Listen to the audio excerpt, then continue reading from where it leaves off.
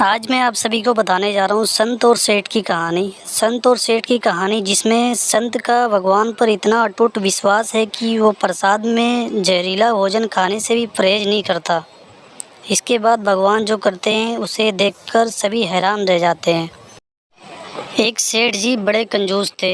एक दिन उन्होंने दुकान पर बेटे को बैठा दिया और बोले कि बिना पैसे लिए किसी को कुछ मत देना, मैं अभी आया। अकस्मात एक संत आए जो अलग अलग तरह जगह से एक समय की भोजन सामग्री लेते थे। लड़के से कहा, बेटा जरा नमक दे दो। लड़के ने संत को डिब्बा खोलकर एक चम्मच नमक दे दिया। सेठ जी आए तो देखा कि डिब्बा खुला पड़ा था। सेठ जी ने कहा कि क्या बेचा? बेटा बोला, एक संत जो तालाब पर रहते हैं उनको एक चम्मच नमक दिया था। सेठ का माथा ठनका। वो बोले, अरे मूर्ख, इसमें तो जहरीला पदार्थ है। अब सेठ जी भागकर संत के पास गए।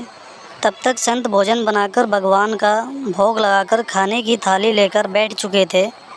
सेठ जी दूर से ही बोले, महाराज रुकिए, आप जो नमक लाए थे नमक नहीं था बल्कि जहरीला पदार्थ था। कृपया करके आप ये भोजन ना करें। संत जी बोले, भाई हम तो प्रसाद लेंगे ही, क्योंकि भोग लगा दिया है। भोग लगाकर भोजन छोड़ नहीं सकते। अगर भोग नहीं लगता तो भोजन बेशक छोड़ देते। यह कहकर संत ने भोजन को प्रसाद समझकर खाना शुरू कर दिया। सेठ जी के होश उड़ गए। वो रात भर वहीं बैठे रहे। सेठ को रह रहकर ये चिंता सता रही थी कि अगर संत को कुछ हो गया तो बड़ी बदनामी होगी। रात में अगर तबीयत बिगड़ी तो कम से कम वैद्य को दिखा देंगे। सोचते सोचते उसे नींद आ गई। सुबह रोज की तरह संत जल्दी उठ गए और नदी में स्नान करने लगे। सेठ जी ने कहा, महाराज तबीयत तो ठीक है? संत बोले, भगवान की कृपा है। इसके बाद वे पूजा के लिए मंदिर चले गए। जैसे ही संत ने मंदिर का द्वार खोला तो देखा कि भगवान के श्री विग्रह के दो भाग हो गए हैं और शरीर काला पड़ गया है।